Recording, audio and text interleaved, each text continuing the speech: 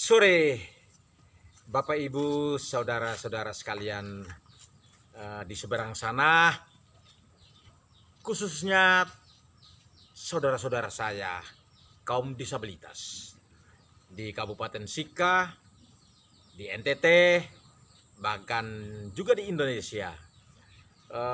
Saya ucapkan selamat sore dan selamat berjumpa kembali di channel Naruk Sareng bersama Edu Sareng. Naruk Sareng itu adalah hal-hal yang baik. Jadi Edu Sareng hanya boleh bicara hal-hal yang baik dan berkenan di YouTube Naruk Sareng. Haleluya. Baik Bapak Ibu, saudara-saudara sekalian, khususnya saudara-saudara disabilitas di seberang sana, tentunya juga kepada siapa saja yang ingin mendengarkan YouTube saya kali ini. Kali ini saya mau bicara soal kemandirian. Soal kemandirian. Dalam hal ini saya harus terus terang kemandirian ekonomi. Jadi bagaimana kita orang disabilitas ini dapat berjuang di dalam keterbatasan kita. Entah kita sebagai orang yang cacat kaki, pincang, atau mungkin orang yang buta, orang yang tuli, bisu, dan beberapa ketergantungan atau keterbatasan lain. Kita harus belajar untuk mandiri. Nah, dalam hal ini saya ingin berbicara sedikit soal kemandirian, tapi kemandirian ekonomi.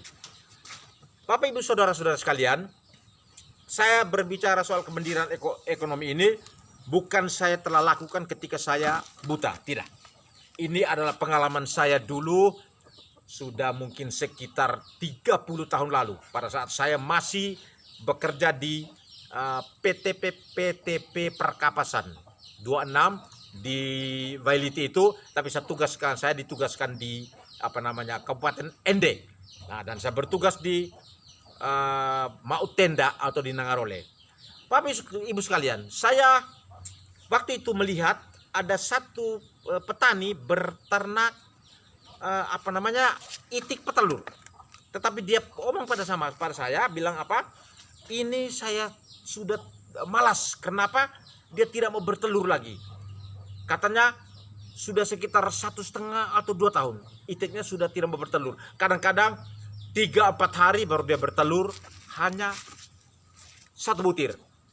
Lalu saya tanya, makanannya apa? Dia bilang, ya dedak padi, dedak jagung.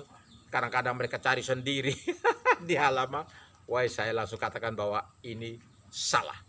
Karena itik petelur membutuhkan pemeliharaan yang sedikit intensif. Dan saya punya pengalaman itu. Baik, akhirnya saya beli itu. Saya bilang, bagaimana saya beli? Nah, akhirnya saya beli semua. Jumlahnya 30 ekor. Lalu saya dengan bis truk kayu dari Mautenda, saya menuju ke Detusoko karena saya tinggal di Detusoko.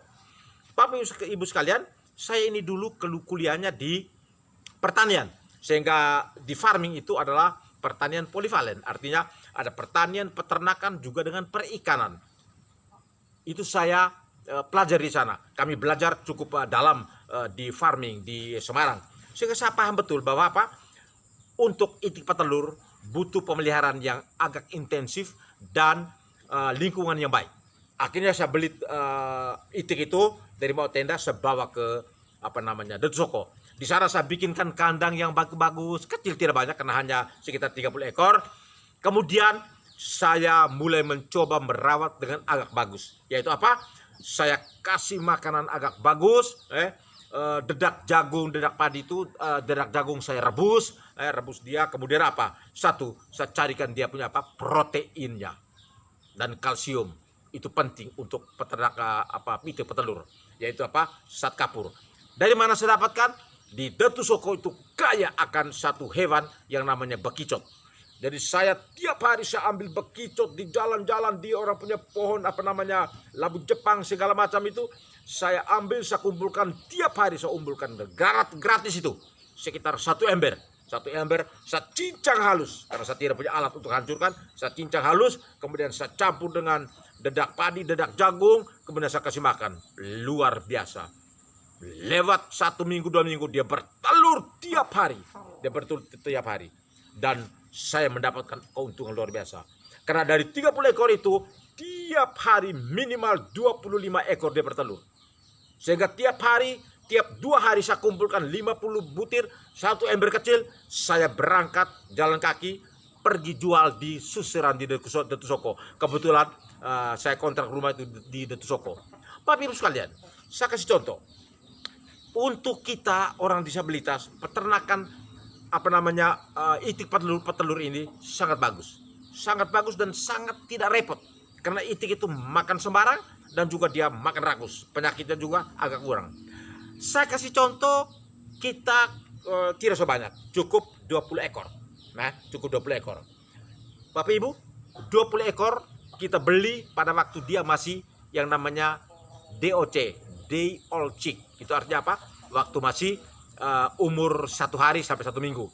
Nah, seperti itu. Dan biasanya kalau kita beli itu, dia harus beli 1 box. Katakan 1 box itu 100 ekor. Dia 100 ekor. Dan itu kita harus pesan di Jawa. Tapi untuk di Maumere di sini sudah terlalu sangat mudah, gampang untuk kita melakukan pemesanan itu.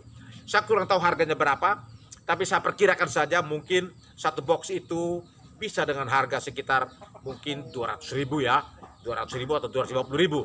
Nah, seperti itu. Jadi kalau kita beli harus 100 butir, 100 ekor 1 box, maka kita kongsian. Mungkin kita teman-teman disabilitas ini ada 5 orang, supaya kongsian sehingga 1 orang bisa hanya memelihara 20 ekor seperti itu. Tapi kalau mau bisa untuk 100 ekor boleh, 50 ekor juga boleh. Yang pentingnya lahannya ada dan situasi di sekitar itu bisa menjamin. Bapak Ibu sekalian, saya kasih contoh hanya 20 ekor. Jika kita pelihara 20 ekor, maka itu sangat gampang. Makanan juga tidak terlalu ruwet saya kira. Sisa-sisa dapur semua bisa kita pakai. Tentu tambah dengan konsentrat.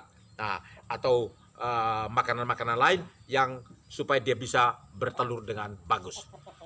Kita bikin kandang kecil. Ingat, itik itu adalah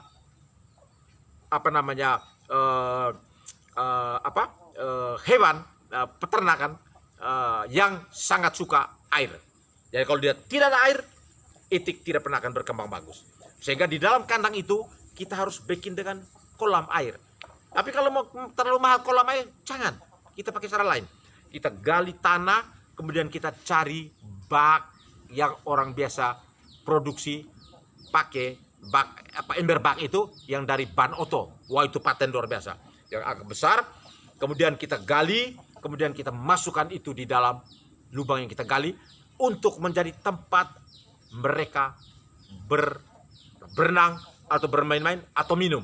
Itu karena itik sangat suka air. Barang sekitar 2 bak. Kita dengan saya pikir dia punya lebar kandangnya cukup 5 kali 5 itu sudah bagus itu karena hanya 20 ekor. Nah, setelah itu kita pelihara, kita hitung dan makanan segala macam itu. Bapak Ibu sekalian, saya tidak hitung dengan makanan ya. Karena itu tidak sulit juga, tetapi kita perkirakan saja ya. Ketika kita pelihara selama 6 bulan dengan makanan yang juga kita bisa cari sendiri di sekitar rumah kita, atau katakan limbah-limbah makanan dari rumah, sisa dapur dan segala macam yang lain, kita bisa cari dengan mungkin seperti yang saya katakan tadi, ada musim hujan seperti saat ini, bekicot atau apa saja kita cari ya. Bekas-bekas ikan segala macam kita cari, kemudian kita beri mereka makan. Kita rawat dia. 20 ekor dalam umur sekitar 6 sampai dengan 6,5 bulan, dia mulai bertelur. Dan Anda tahu, itik petelur, dia bertelur tiap hari tanpa stop. Dia bertelur tiap hari tanpa stop. Karena itu pengalaman saya di Detusoko dulu. Seandainya Bapak Ibu sekalian pelihara 20 ekor, maka dalam 1 hari minimal 20 butir telur. Contoh, kita kasih contoh cukup 15 butir. Oke, 15 butir. Jadi kalau 20 ekor, maka Anda 1 hari akan memiliki 20 dikali dengan 1 bulan 30, sorry. 1 bulan 30 hari. 1 ekor 30 butir, kemudian 20 ekor ada 600 butir di dalam 1 bulan. Kalau kita pelihara 20 ekor. Tetapi kalau seandainya kita perkirakan kita cukup cukup 500 butir di dalam 1 bulan. Anda tahu berapa keuntungan? Kita jual telur itik sekarang. Jika Anda bisa buat telur asin, dan untuk membuat telur asin juga sangat gampang. Kita bisa cari, coba Google di gampang sekali untuk kita bisa membuat telur asin ya. Anda rubah telur asin. Sekarang berapa harga telur asin di Maumere? Atau katakan di NTT. Setiap kios itu menjual telur asin sekarang harganya Rp5.000. Jadi kalau umpamanya Anda bisa menghasilkan 500 butir dan Anda bisa menghasilkan yang namanya bisa menjual 1 butirnya Rp5.000, maka setiap bulan penghasilan kotor Anda akan mendapatkan hasil Rp2,5 juta. Oh, haleluya. Ini pasti. Yang pentingnya apa? Anda sabar, tekun untuk mempelajari, kemudian rawatnya dengan bagus, dan situasi di sekitar kandang tidak boleh terlalu hiruk pikuk ribut, karena itik juga bisa stres. Kalau mereka stres, biasanya mereka tidak bertelur. Seperti itu Bapak Ibu sekalian. Kita kasih contoh, kalau keuntungan 2.000 itu saya potong saja, katakan 500.000 itu untuk makanan 1 bulan. Makanan tambah lagi dengan makanan konsentrat atau dedak, jagung apa segala macam, ada biaya untuk masaknya segala macam, maka Anda untung Rp2 juta per bulan. Oh, itu luar biasa. Dan Anda tahu, selama telur setelah umur 6 bulan sampai dengan umur 3 tahun, dia akan bertelur non-stop, tergantung makanan yang kita berikan kepada telur itu, dan tergantung pemeliharaan kita setiap hari. Hitung saja berapa keuntungan kita.